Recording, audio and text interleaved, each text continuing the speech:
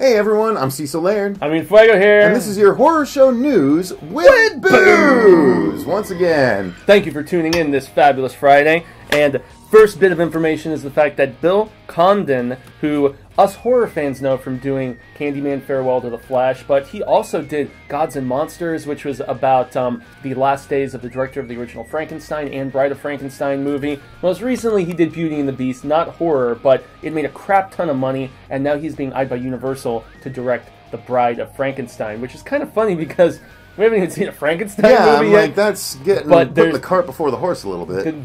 There's word that they're saying they might combine that into just one movie. And so Frankenstein and his bride. Yeah, something like that. But it's supposedly going to be the next entry after The Mummy in this new Universal monster universe of sorts. Do you think with the stylistic... See, I don't remember Candyman Farewell to the Flesh very well compared to the original one. It was better than the third. Okay. It was not as good as the first. Yeah, the first one with that Philip Glass score was crazy good, man. The first one is one of the most classic, if not... It might be one of the top 5... or even top 3 90s horror movies, honestly, in my opinion. Yeah, Monty was going off about Candyman during the film festival. And I couldn't argue with him. I couldn't argue with him. It is a fantastic film. So I'm excited to see, you know, again, I know he did Farewell to the Flesh, which was part 2, but... He also did the last 2 Twilight movies, though, which is something to take note of. However... of the Twilight movies, they were some of the better ones. That's what a lot of people who I read talking about this story were saying. Well, the last 2 Twilights were actually bearable, and they weren't that bad. They chopped it in 2 halves. I haven't even seen past the first movie, because I was like, oh, this is dog crap. I don't want to watch any more of these. But I know certain completists who have watched the full way through, and they've told me that the last 2 were some of the best. So They were the better of the series, but... honestly, that's like saying it was the prettiest pile of dog shit. So, well, with that being said, that kind of source material, who knows? But I'm excited. I mean, he's obviously a talented director. I really like the Beauty and the Beast remake. That's not scary at all for me to say that. It was pretty damn good. So. I haven't seen it yet, but I've heard mixed things about it. I imagine I'll have some of the problems that some of the less happy with the movie will have, but. Namely the Beast himself. I think he just looks like a furry man, and that's a bummer. That was one of my only quips because everything else was on point with that movie. So. I think you mean gripes. Yeah, but yeah, quips, yes. Quips. That was one of my only brief jokes. About booze. But no, yeah, I have a big problem with that, and so the problem is the Beast is supposed to be intimidating, and when the Beast just looks like a man, a furry man, like it doesn't, or at least in the facial region, it doesn't work for me. So that is scary to me, is the way the Beast looks. I actually really like the look of the Beast in the 1980s with the Hamilton. You didn't like that? I like that. That was good. Anyway. Beast. Sleepwalker Beast. Yes, he did look like the Stephen. Yes, we do get to talk at least little Stephen King. No, we don't this week because there's no Stephen King news. No Stephen King news, but let me jump in with the next story, which is the fact that we found out that Fede Alvarez of Don't Breathe, as well as the Evil Dead remake, which was gory and fantastic. Super gory, crazy Don't gory. Breathe was fantastic for a couple of other reasons. It was, some might say it was jizz-tastic. Turkey-based-tastic. But Fede Alvarez is going to be tackling this new installment of the Labyrinth series. And I say new installment because it is not to be a reboot or rebequel, as we have tried to play on this. This is a straight sequel that will just not involve the Goblin King. Yeah, and they're not even saying if it'll be before or after. They're saying it's just going to be set in the original universe. They said sequel. Really? So I did hear sequel. In some of the reports I read, they said just existing in the same universe, but with neither Connolly's character or obviously... Rest in peace, Mr. Bowie. Well, it would be tough to run a story concurrent to the original Labyrinth story without having at least allusions to the Goblin King or Jennifer Connelly's character. So you're thinking sequel, like I think it would have to be a sequel. It would have to be, you know, much later. And quite frankly, if it's a sequel, there's no reason they couldn't bring Jennifer Connelly back. I'd be down for that. Maybe she's will have taken over. Maybe we start off with the Goblin Queen. Hint, hint. So that's just my opinion. But I either way, whether it's a completely fresh start or whether it's a sequel or whether it's even a prequel, I frankly am excited to jump back into the Labyrinth universe. I love the fact that we got to visit it briefly in the comic book universe. Yeah, which Marcia was a big fan of. I got her a copy. Yep. Yeah, it was I think it was the 20th anniversary book or something like that. Maybe even the 30th. Yeah, I'd say 30th. Yeah, probably 30th anniversary. They did a anthology book, which I know you're a fan of anthologies. I love those short stories set in a universe. That's where what you it see was. A It was an oversized $9 or $10 comic book. That was oversized, and it was an anthology set in the Labyrinth universe, and it was fantastic. It was fantastic. If you're a lover of Labyrinth, you're like, I get more of these characters. I don't care that it's not a part of the main story. It's still these characters. And so, revisiting the world, when guided by the talented hands of Fede Alvarez, I can't imagine, unless...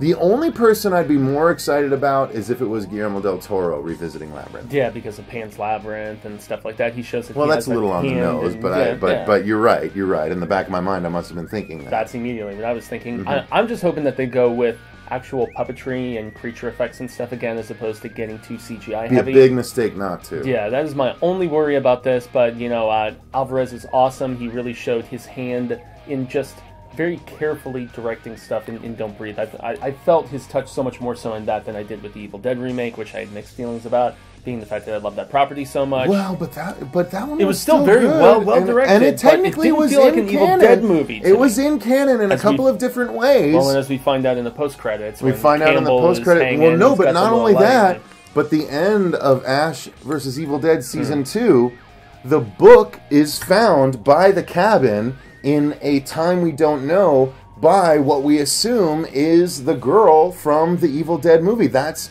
what's been posited also to in me. Don't Breathe. it was the chick that was finding the book for the first time in the remake. So they did bridge the universes. They've been talking about bridging those universes, crossing those streams for a while. I would imagine with all the seasons of Ash vs. Evil Dead they're still discussing, I think it's going to happen, man. But I hope so. I'm excited about this happening. We know that Labyrinth isn't exactly full-on horror, but we have to... And the portrayer... I just have to say real quick that Labyrinth scared kids, and it scared some of us. Crap out of me. And so that's why we're talking about this on a horror show. Listen. We get any hate mail for this, damn it. Long-eared, big-schnozzed orange creatures that can detach their own limbs, i.e. heads. Yes. Do not belong then sing a song in front of the eyes of anyone under the age of 15. And it screwed me up. Mutually. Hey, her head don't come off. What's wrong with her? Or whatever the hell he says. Ugh. Well, he was trying to give the proper lead in, and I was just trying to give some context there. So, if we're talking Ash vs. Evil Dead, Mr. Bruce Campbell obviously comes to mind being the star of the show. And he was in a movie by Don Coscarelli, the writer and the director of the Phantasm movies. I love the Phantasm movies, man. And you know what they made together, man? Yes, they are. They made a movie called Bubba HO-TEP. Yeah, Bubba HO-TEP was pretty goddamn good, man. It was a good movie. And, yes, I did like it very much. And, and I really did, man. I like it very much. Bubba HO-TEP, if you guys have not seen it, it is amazing. It's silly, but yet it's so cool in the concept. And the fact it's an elderly Elvis versus a mummy in a retirement home. Imagine how could you not like something like that? You know imagine if Elvis actually switched himself with one of his impersonators at the county fair, and then he just went on and hide and living the rest of his life, and he's in an old folks' home, and the guy who OD'd died after eating all those fried peanut butter and jelly or whatever, banana sandwiches and all that shit. Peanut butter and banana sandwiches. That's the one. This man knows peanut butter and banana sandwich. A little better. Yes. Anyway, oh God, I've had that just went exactly where it needed to go. So Bubba HO-TEP is amazing, and if you guys haven't seen it, I highly recommend it. You also have a black gentleman in the old folks' home who was his best friend, who thinks he is JFK, which it is a silly movie, but Coscarelli has been trying to get a sequel off the ground forever. It was supposed to involve vampires instead of a mummy. It's not going to be happening. Everybody is assuming that that's Left 4 Dead. However, recently, the original writer Joe R. Lansdale, who wrote the novella, which the movie was based on, announced that this October we have a sequel by way of prequel coming. So, would that be a rebequel? No, obviously not. Depends. It depends. It could. Okay. Well, I mean, because he's saying he wants to do more entries after this, but this is so it would be a Well, it could be a rebequel only in as much as it's a reboot prequel instead of a reboot sequel. It's going to have some current stuff and some flashing back to a then story absolutely. taking place Well, in no, the 70s. then I would just say it's a straight prequel. Prequel sequel. Yeah, okay. Well, prequel sequel. Pre-sequel. There you go. Pre-sequel. Hashtag it, y'all. And this one is going to be entitled Bubba and the Cosmic Bloodsuckers. It takes place... That's vampires from space, man. Yeah, that's right. It takes place in Nolan's, and there's going to be vampires, and there's going to be Elvis before actually switching places, and he's going to be in contact with Richard Nixon, and it sounds totally shite, crazy. I need your help. Yes. Who knows if it's going to be good or not, but you can I'm not a vampire hunter. No.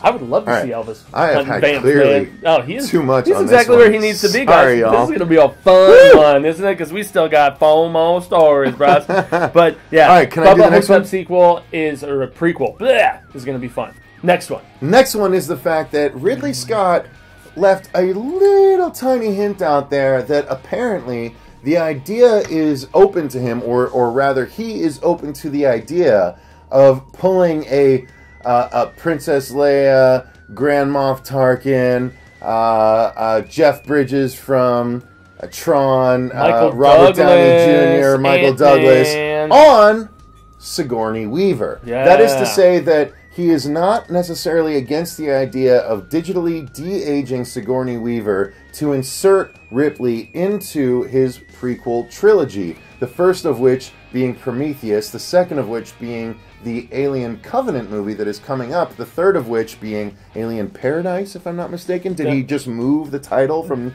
2 to 3? From what I heard, he has stricken that title from the record. Paradise is gone. Paradise is gone. Okay. It was originally going to be like a Paradise Lost or some craziness. Right. Yeah, but they scratched that. Now it's just Covenant, named after the ship. So no, but for the third one, I thought they were going to revisit the Paradise Lost thing for the third one. That would be cool if they did, but I haven't heard any confirmation. So you may know better than I, sir. But he's actually Doubtful. planning 2 more after Covenant, not just 1 more, 2 more. Yeah, he wants that money, man. That's what it's all about, and especially if he's going to give a consolation prize. Honestly, if Covenant is going to be as good as this trailer is, if Covenant is good as this... Strike that. One more time. If Covenant is as good as the most recent trailer makes it out to be, then I don't see why he would not continue. And just, it seems like Ridley Scott's at the point where a few years ago he was like, okay, no one likes my movies anymore. No one's watching the stuff I make. No. Let me go back to my roots. I'm going to make Prometheus, but I'm going to make it with my current sensibilities. And it's like, half the people were like, no. Yeah. I don't want that. If you're going to make a movie in the Alien universe, you gotta go balls deep, give me bro. xenomorphs. Don't give me this neomorph bullshit. Give me xenomorphs. And what do you call those faces? Were they neo-huggers? Like, I don't understand what the big squiddies were. There's so much that was wrong with that movie. This is another video. You and I need to do a just straight Prometheus yay or nay argument video, and I think we will possibly do that. Well, Marsh is going to be caught in between because we're still planning a Prometheus retro review before Covenant comes out. I'm just going to build my arguments. But what I'm saying is, back in the pile. The trailer was really good for Alien Covenant, the most recent one. The first one left a little to be desired, although it gave us more of the alien that we love than we got in Prometheus, especially in the red band. I mean, you actually saw an alien tail. But Ridley, the point I'm driving at is that it appears to me that Ridley has gotten to the point where he's like, okay, I'm going to listen to the fans. I wanted to give Prometheus my best go. People didn't like where I was going. They want xenomorphs and do something different. You know what? I'm just going to merge the two. I'm going to give them aliens like they want, the action, the craziness, the alien riding on the outside of a spaceship. Well, because but I also want to give them a soupçon of Prometheus. And so he's like, I'm going to just merge them together, and then beyond that, we'll see where it goes. If I snag them with Alien Covenant, then they're on board for the third in the trilogy no matter what. Xenomorphs were originally supposed to be in Prometheus, though, and he was very deliberate and adamant about taking them out. So he tried to force his hand, again, and it makes sense that Ridley Scott might be one of the examples or one of the exceptions that proves the rule to you can't teach an old dog new tricks. Maybe not. He compared himself with the transition to George Lucas and wanting to. I mean, he puts himself on that level of creating a whole universe that people adore. No, are fascinated. And I wouldn't disagree with him. Horror fan, I wouldn't disagree with him. But at the same time, Prometheus was his goddamn episode 1. I'd say episode 2. I think 2 is worse than the first one. No, disagree wholeheartedly. Really? Except for the fact that episode 1 introduced the best Star Wars villain ever. Darth Maul? By introduced and dispatched in the same goddamn movie. Well, he ended up coming back. He came back in Clone Wars and whatever. Yeah, he's Spider-Maul now, but whatever. I'm saying... You know, I forgot what I was saying. Outside of the fact that Prometheus was the episode 1. No. I'm hoping that Covenant is The Force Awakens. It's not episode 2. It's not episode 2. It's not no, exactly. It's not Clone Wars. It's like he's like, okay, I'm going to take what people like from Alien 1, and I'm going to take what people like from Alien 2, and I'm going to take a tiny bit from Prometheus, being the Neomorphs, and I'm going to smash it together and see what they think of that. And if they respond well, then boom, I'm going to continue on that track. I hope. Yeah. We've talked a lot about this story. We have talked a lot about Alien, and that's because we're passionate about the property, man. So definitely stay tuned next week for on the 26th of April. There is another Alien Day coming. So check your local screenings. So in Arizona, which is bogusness. We're gonna have to set up a viewing party for at least the 2 Alien movies we have left to watch. Yeah, I was gonna say we have AVP Requiem, which and then Prometheus. Shut your face. Yeah, do you really prefer that to Prometheus? Absolutely. Man, anyway, let's get to the next story. Bring it on. Bring on the hate for this guy. Oh, I love him to pieces. So, Edgar Wright's next movie, after he's doing this car chase movie now, which it makes me scratch my head. The reason we're talking Edgar Wright is because he directed Shaun of the Dead, which is amazing. He directed, what was it, The World's End or something, the third in his trilogy At the that World's had Hot End Fuzz, or whatever. Yeah, and then he also did Scott Pilgrim, not horror, but incredibly directed. He started Ant-Man. Didn't finish it, but perhaps set it on its good course. Yeah, he still is a co-writer in the screenplay, credits and whatnot. But his next project is going to be an adaptation of a novel that maybe you viewers know better than us. But since I love Edgar Wright, I wanted to talk briefly about this. So he's adapting a giant insect book called Grasshopper Jungle. Now, is it a scary giant insect book, or it's post-apocalyptic. Okay. It's about a virus spreading that these kids in Iowa come across, and it basically makes people, if I was reading things correctly, when they die, it's almost like Stung, where a big praying mantis comes out of the torso of the person, and what's taking over the planet is giant 6-foot-plus praying mantises. Manti. There you go. Correct there, as always. No, and then there's like a lead kid named Austin, if I'm not mistaken, and he's struggling with his sexuality. He's trying to figure out if he loves his best friend or his girlfriend, and it's always a question. It's always a question. Yeah, exactly. I mean, we're all people. No, nobody's the same. I'm not going to touch that topic to quote South Park with a 50-foot pole. But hey, it's an interesting additional subplot, I think, to a apocalypse of big insects killing people in a small Iowa town and then spreading across. Edgar Wright doing a giant bug movie. I'm on board. Yes, I would think you would be. I absolutely would be. And here's the thing: insects freak me the f out. Mimic? I do not. Behind sharks, insects bug me the most because you see insects on a regular basis. I'm going to be completely honest with you guys. If I see an insect that is bigger than I've normally taken on, like a spider or a big sewer roach, because here in Phoenix we get the occasional sewer roach. Spiders are technically the largest. The largest. You knew what I meant. The largest sewer roach I've ever seen was about 7 to 8 inches long. And that freaked me the F out, but I just don't like bugs at all.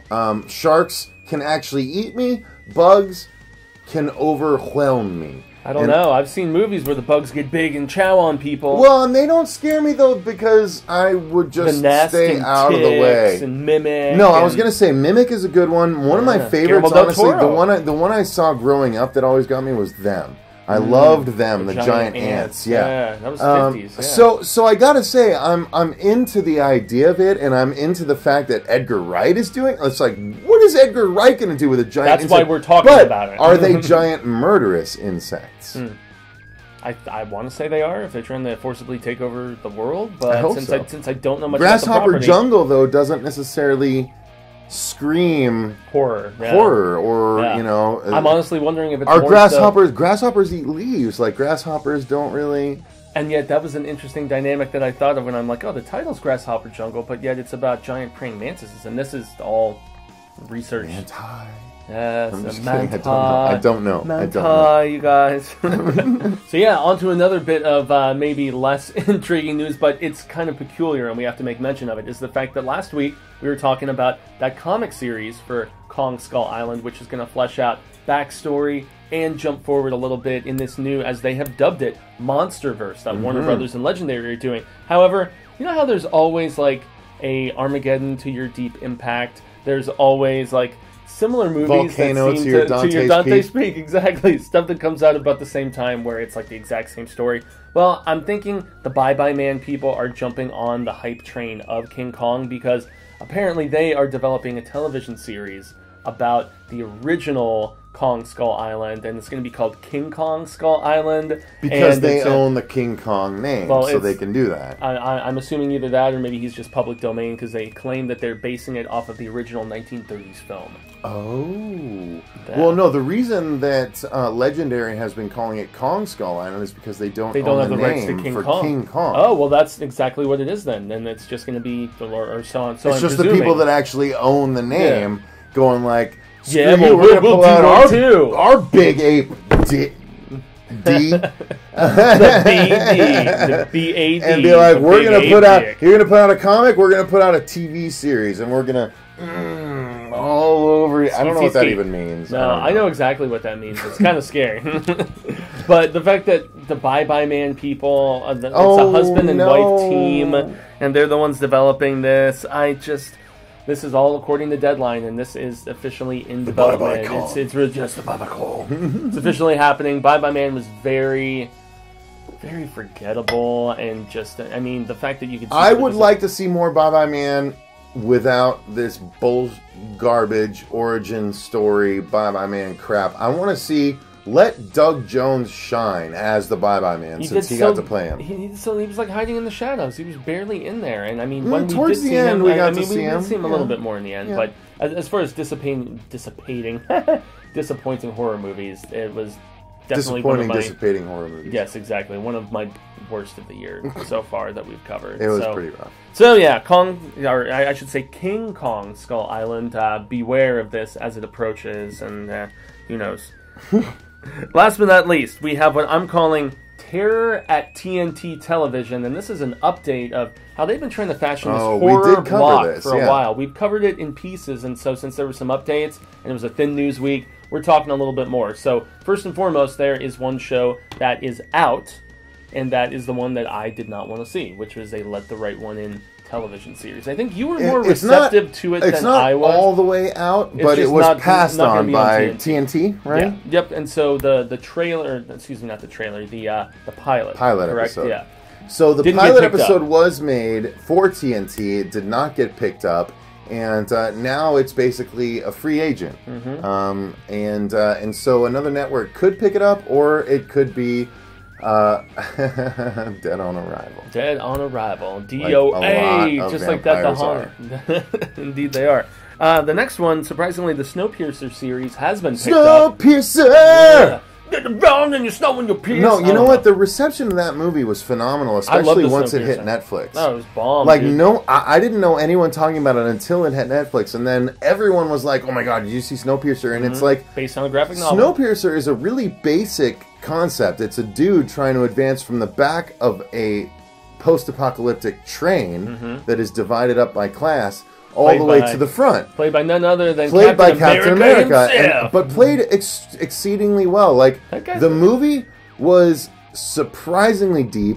It was amazingly shot, and the set pieces, the set design was incredible. And so, considering that talent is you know, or at least that idea is being developed in TV form. I'm really excited about that. Yeah, the original director is behind the production as a producer, and you know, they're going to have different people cycling in for each episode. So I actually think that there's enough to sustain a Snowpiercer series. Let the right one in. I'm glad that...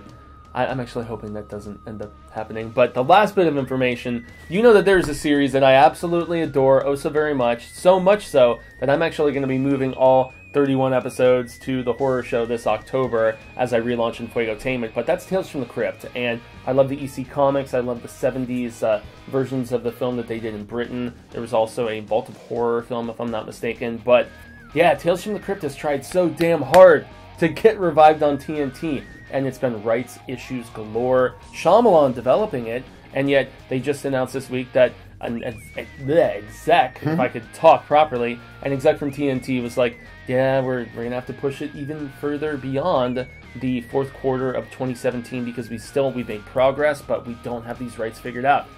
What the hell is going on? I have no idea. I wish I knew. I'm so sad. When you attach a huge name to a property like that, and you're not just developing a half-hour series a week, you're trying to make it into a whole 2-hour horror block, you're bound to run into some crazy issues that you just weren't anticipating. So it's not an entire surprise to me, and quite frankly, it makes sense. You know, like I hope it ends up good, but I wish that they would just, you know, stick with the show proper. Just a half-hour program to an hour program. Stick with that, develop that, hone that, sharpen that. Don't worry about this whole 2-hour block garbage. Just stick with Tales from the Crypt and making sure it's as good as you can get it with the Crypt Keeper. A new Crypt Keeper, because HBO owns the rights to the other Crypt Keeper, and that's what's... Whatever. Either way, take your time, make it good. Don't hustle and cut corners. Yeah, and the problem is that they want Tales from the Crypt to be the centerpiece of this horror block. And so that's what's hanging everything back. That's what is really mucking things up. And since they can't get the rights figured out on that, and it's going to be the centerpiece of the horror block, they're just pushing it back further and further. And so these other shows that are associated with it, there's going to be a longer form show that's going to be more of a season-by-season American Horror Story thing. And then they're saying there's going to be another 30-minute block that has just showcases of shorts and things like that. It all sounds very ambitious to me, especially for a network like TNT. But hey, that's not to say that it can't be done. I'm just really sad that we're going to have to wait even longer for more Tales from the Crypt. Although Can't there's say a new I'm comic. surprised. Can't say I'm surprised. Yes, there is a new comic, so keep your eyes peeled for that. But I think that's going to do it for this week's Horror News with Booze, you guys. We stretched it as long as we could, but let us know in the comments down below if there's anything you're particularly excited about or into. We always appreciate getting that conversation going. While you're down there, click the link to the description box to our TeePublic site where you can get a shirt with our horror show design, a shirt with our Coexist design, or a shirt with our Horrific Harry design. So you can sport our mascot on your person or on some cool mugs or wares, whatever you want. If you get something like that, you guys will be supporting the channel and we greatly appreciate it. But until the next episode, thanks again, and remember, stay scared. Thanks to all the fans. We love you so much. Appreciate